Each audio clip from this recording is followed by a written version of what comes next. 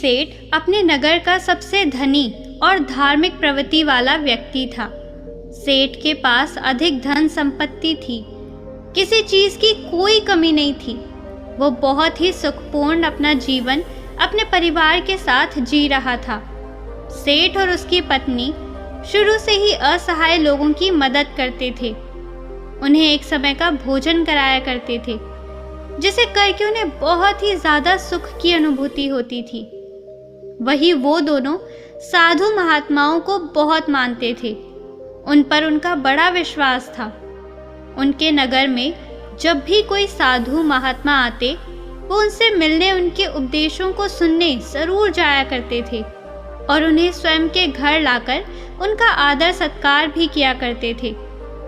यदि सेठ के घर के पास से कोई भिक्षु जाता तो वो उसे भी अपने घर आने का आग्रह करते। इसी तरह बार बार एक सन्यासी उनके घर पर भिक्षाटन करने आ जाता है और अपने भिक्षा पात्र आगे कर कर भिक्षा मांगता है।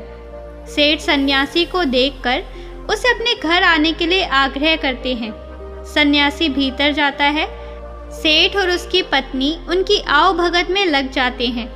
वो तुरंत उसके बैठने के लिए एक तख्त पर चादर बिछा देते हैं और सन्यासी के हाथ पैर धुलवाकर उसे कुछ विश्राम हेतु कहते हैं और स्वयं उसके भोजन की तैयारी में लग जाते हैं। तभी सेठ की पत्नी कुछ सामान लाने की कहती है। सेठ बाहर चला जाता है। यहाँ उसकी पत्नी भोजन बनाने में लग जाती है। कुछ देर बाद उस सेठ की पत्नी आकर सन्यासी को भोजन परोसने लगती है। सन्यासी भोजन ग्रहण करने लगता है। सन्यासी सेठ के घर के शांत वातावरण और उसके घर का स्नेह देखकर उसकी पत्नी से बड़ी ही विनम्रता से पूछता है कि माता, आपके परिवार में कौन कौन है? ये सुन सेठ की पत्नी कहती है, मैं, मेरे पति और मेरे 3 बेटे। यह सुन सन्यासी आगे कहता है कि तुम्हारे पति क्या करते हैं, कितना कमा लेते हैं? ये सुन सेठ की पत्नी कहती है कि हमारे पास धन की कोई कमी नहीं है, हमारे पास तो अपार धन संपत्ति है। यह सुनकर सन्यासी आगे कोई प्रश्न नहीं करता। तभी सेठ घर वापस आ जाता है। वो फिर पत्नी के साथ सन्यासी को भोजन परोसने लगता है। वो सन्यासी के लिए बाहर से कई तरह की मिठाई भी लेकर आता है। भोजन ग्रहण करने के बाद सन्यासी जाने के लिए तैयार हो जाता है। वो सेठ और उसकी पत्नी की स्वयं के इस आदर सत्कार के लिए आभार प्रकट करता है और जाने के लिए वो निकलते हैं। सेठ सन्यासी से कहता है कि वो उसे कुछ दूरी तक छोड़ देगा। दोनों मार्ग के लिए निकल जाते हैं। मार्ग में सेठ सन्यासी से बात करते हुए जा रहा था। तभी सन्यासी सेठ से कहता है कि आपके जो 3 पुत्र हैं, तीनों ही आपकी देखभाल अच्छे से करते होंगे। ये सुन सेठ कहता है कि नहीं मुनिवर, मेरी केवल एक ही संतान है। ये सुन सन्यासी सोचने लग जाता है कि ये सेठ कह क्या रहा है। सेठ की पत्नी ने कुछ कहा था, सेठ कुछ और कह रहा है। सन्यासी सेठ से कहता है कि आपके पास तो धन इतना है, आप इतने धनी हैं, तो फिर आप सुख से होंगे। सन्यासी जानकर सेठ का उत्तर जानने के लिए ये बात करता है। तभी सेठ उत्तर देता है कि नहीं, मैं कोई धनी नहीं हूँ, मैं तो केवल 20,000 रुपए का ही मालिक हूँ। ये सुनकर सन्यासी को अब लगता है कि शायद सेठ या फिर उसकी पत्नी कोई एक तो उससे झूठ बोल रहा है। सन्यासी सेठ से पूछता है कि आपकी आयु क्या है? सेठ कहता है कि मैं 50 वर्ष का हूँ। यह सुन सन्यासी को लगता है ये तो सेठ एक वृद्ध है, इसकी आयु 70 से कम नहीं है, लेकिन ये हर बार गलत उत्तर क्यों दे रहा है, झूठ क्यों बोल रहा है? यही सोच सन्यासी अब सेठ से कहता है कि आप इतने धार्मिक होकर भी झूठ बोलते हैं, असत्य का सहारा लेते हैं, आपको देखकर ऐसा लगता तो नहीं। ये सुन सेठ हैरानी से कहता है कि क्षमा करें मुनिवर, लेकिन मैंने आपसे क्या झूठ बोला है, मैंने तो आपसे ऐसा कुछ भी नहीं कहा। ये सुन सन्यासी कहता है कि जो कुछ भी मैंने आपसे पूछा वही प्रश्न मैंने आपकी पत्नी से भी किए, लेकिन दोनों के उत्तर अलग है। ये सुन सेठ कहता है कि कैसा प्रश्न मुनिवर? तभी सन्यासी कहता है कि मैंने आपकी पत्नी से पूछा था कि उनके घर में कौन कौन है। तो उन्होंने कहा कि आप दोनों के अलावा आपके 3 पुत्र हैं, लेकिन आप कहते हैं कि आपका केवल एक ही संतान है। जब मैंने आपसे धन के बारे में पूछा कि कितना है, तो आपकी पत्नी ने बताया कि आपके पास बहुत धन है, आप उस नगर के धनी लोगों में से एक हैं, और आप कहते हैं कि आप बस 20,000 रुपये के ही मालिक हैं। अभी मैंने जब आपकी आयु पूछी तो आप 50 वर्ष बता रहे हैं, जबकि देखने में आप 70 से अधिक के लगते हैं, यानी आपने झूठ कहा। ये सुन सेठ बड़े ही विनम्र स्वर में कहता है कि क्षमा करें मुनिवर, लेकिन झूठ बोलना पाप है, तो भला मैं आपसे झूठ क्यों बोलूँगा, और वो भी आप जैसे महात्मा से जिन्हें मैं इतना मानता हूँ। ना तो मैंने कोई आपसे झूठ बोला है, ना मेरी पत्नी ने, हमने बस सत्य बताया है। ये सुन सन्यासी कहता है कि लेकिन आप दोनों के सत्य अलग अलग क्यों हैं? ये सुन सेठ कहता है कि ये सत्य है कि मेरे 3 पुत्र हैं, लेकिन जो मेरी आज्ञा का पालन करता है वो केवल मेरा एक ही पुत्र है। बाकी दोनों को अपने माता पिता से कोई मतलब नहीं है। जो कुसंग में रहता है वो मेरा अपना कैसे? इसीलिए मेरे लिए मेरी एक ही संतान है। आपके दूसरे प्रश्न के अनुसार रही धन की बात, तो मुनिवर, मेरे लिए मेरा वही धन अपना है जो मैं स्वयं के जीवन में उपयोग करता हूँ, और वो इतना ही है जितना मैंने बताया है। बाकी सब जो है वो मेरा नहीं है। उसमें से कुछ असहाय लोगों की, ज़रूरतमंद लोगों की मैं मदद कर देता हूँ, तो कुछ मेरी इस देह को त्यागने के बाद मेरे सभी सगे संबंधी ले जाएंगे, तो उस पर मेरा कैसा अधिकार? और बात करें अंतिम प्रश्न की, तो मैंने अपनी 50 वर्षों की आयु तक महात्माओं की शरण में जाकर शिक्षा लेना, जीवन के सही मूल्यों को समझना सीखा है, उनकी सेवा की है, और उस पर ही मैं इस संघ से जुड़ गया हूँ। यही कारण है कि मैंने आपको अपनी आयु ये बताई है। अब आप ही बताइए, क्या इसमें मैंने कुछ झूठ कहा? ये सुन सन्यासी को अब सेठ की पूरी बात समझ आ जाती है, और वो कहते हैं कि क्षमा करें, मुझे पहले आपके विषय में जान लेना चाहिए था, स्वयं के भीतर आपकी झूठी छवि बनाने से पहले। और तब सन्यासी सेठ की बात का मान रखते हुए आगे बढ़ जाता है, और सेठ पुनः अपने घर लौट जाता है। अतः किसी के प्रति अपना नज़रिया बनाने से पहले, प्रतिक्रिया देने से पहले सामने वाले की बातों को भी पूरा सुन लेना चाहिए था। एक बार व्यक्ति किसी महात्मा के आश्रम में बैठ उनके उपदेशों को सुन रहा था। तभी वो महात्मा से कहता है कि मुनिवर, आप सभी संत महात्मा हमें चिंता से जुड़े कई उपदेश देते हैं, क्या आप हमें कोई ऐसा हथियार नहीं बता सकते जिसके द्वारा हम चिंता को स्वयं के जीवन से निकाल कर फेंक ही दें? चिंता में ऐसा क्या है जो व्यक्ति को बर्बाद कर देती है? क्योंकि एक तनावग्रस्त व्यक्ति इतना परेशान हो जाता है कि सब कुछ वो गवा देता है। पैसा आखिर क्यों होता है? उस व्यक्ति की बात सुनकर महात्मा कहते हैं कि चिंता एक ऐसी मानसिक समस्या है जो यदि व्यक्ति को पकड़ ले तो उसे डुबो देती है। उसे केवल स्वयं से मुक्त करके ही आप सुखी रह सकते हैं, और ये तब होता है जब आप स्वयं को मजबूत कर लें। आपको केवल बस ये समझना है कि परिस्थिति चाहे कैसी भी हो, हमें उस समय तनाव में नहीं आना है, घबराना नहीं है, बल्कि स्वयं को भीतर से मजबूत रखना है। यदि आपने अपने भीतर हौसला रखा है तो कोई चिंता आपका कुछ नहीं बिगाड़ सकती। ये सुन व्यक्ति कहता है कि किंतु ऐसा होता क्यों है? क्यों एक छोटी सी चिंता भी हमारी मुक्ति, हंसी को छीन लेती है?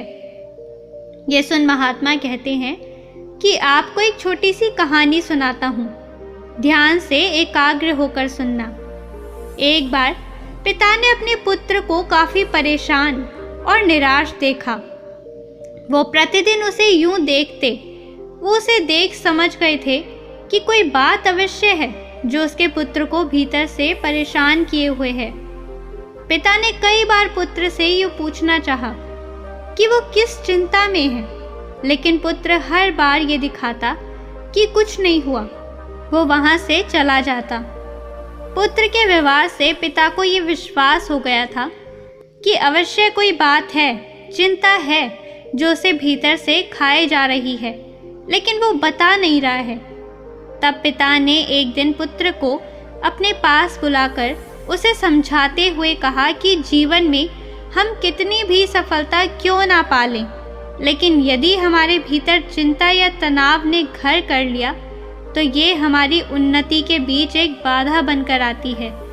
चिंता व्यक्ति को आगे बढ़ने नहीं देती, उसके भीतर कई सारी नकारात्मकता को भर देती है।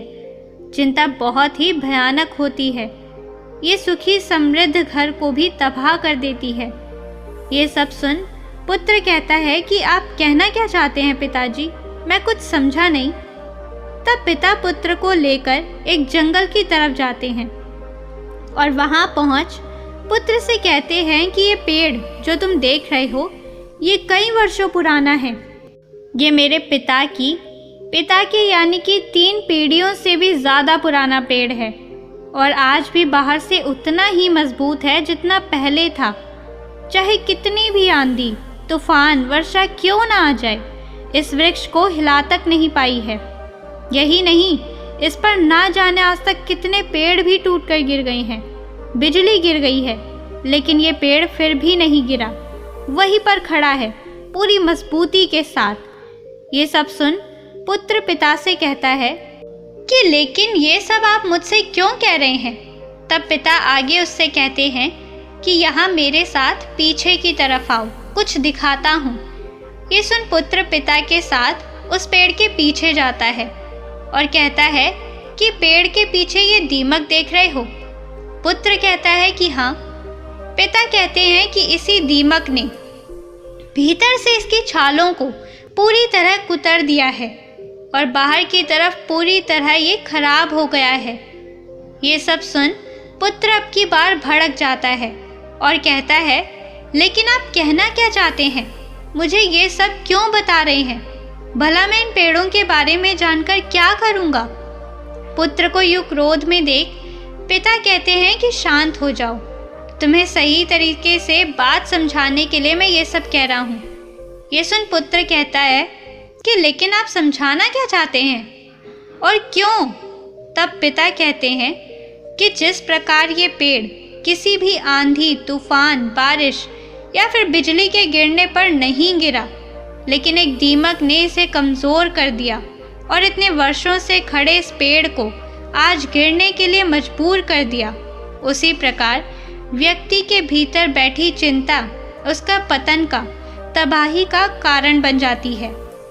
आप चाहे कितनी भी मेहनत क्यों ना कर रहे हो, उन्नति क्यों ना कर रहे हो, लेकिन यदि आपके भीतर किसी भी बात की चिंता है और वो बाहर नहीं जा रही है, तो वो दीमक के समान आपको अंदर से कमज़ोर कर देगी और आपकी उन्नति वही रुक जाएगी।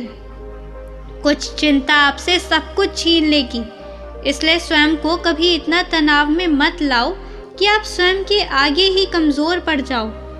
पिता की ये सब बात सुन पुत्र कहता है लेकिन ये सब जानकर कोई थोड़ी करता है, परिस्थिति ऐसी हो जाती है। तब पिता आगे कहते हैं कि परिस्थिति चाहे कैसी भी हो, चिंता करने से, तनाव में आने से क्या वो सही हो जाएगी? नहीं, चिंता करना, परेशान हो जाना किसी भी समस्या का हल बिल्कुल नहीं है। जब आपको कोई मार्ग ना दिखे तो कुछ समय के लिए शांत होकर एक जगह बैठ जाओ, खुद को समय दो और फिर सोचें कि किस तरह इस कठिन समय से निकला जा सकता है। कोई भी समस्या इतनी बड़ी नहीं होती कि उसका हल ना हो। हर समस्या अपने साथ हल लेकर आती है। तुम्हारी समस्या का भी हल होगा, बस ज़रूरत है तो कठिन समय में स्वयं को साहसी बनाने की।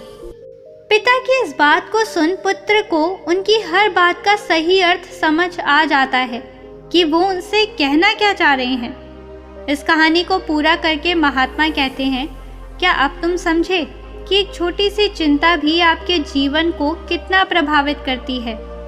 ये सुन व्यक्ति कहता है कि जी मुनिवर, महात्मा आगे कहते हैं कि चिंता, दुख, तनाव सब हमें कमज़ोर करते हैं। हमें इन्हें स्वयं के जीवन से पूरी तरह त्याग देना चाहिए और जो ऐसा कर लेते हैं वो स्वयं जीवन में सदैव खुश रहते हैं। जीवन में परिस्थिति चाहे कोई भी हो, समय कभी एक जैसा नहीं रहता, हमेशा बदलता रहता है। बस अपने सुख के पल को स्मरण करके उसे दुख में साहस का हथियार बना लो। ये चिंता कुछ नहीं बिगाड़ पाएगी, लेकिन यदि इस चिंता में आप घिर गए तो कभी उन्नति नहीं कर पाओगे। इसलिए कभी व्यक्ति को व्यर्थ की चिंता में नहीं आना चाहिए। जो वर्तमान में हो रहा है उस पर ध्यान दें, अपना कर्म करें, बाकी सब छोड़ दें और धैर्य रखें। ये समय भी कब निकल जाएगा आपको पता भी नहीं चलेगा। महात्मा की बात सुन उस व्यक्ति को उसके प्रश्नों का उत्तर मिल जाता है और वो लौट जाता है। अतः चिंता व्यक्ति के जीवन की सभी खुशियों, सुख, समृद्धि छीन लेती है। इसलिए व्यर्थ में इन सब में नहीं पड़ना चाहिए।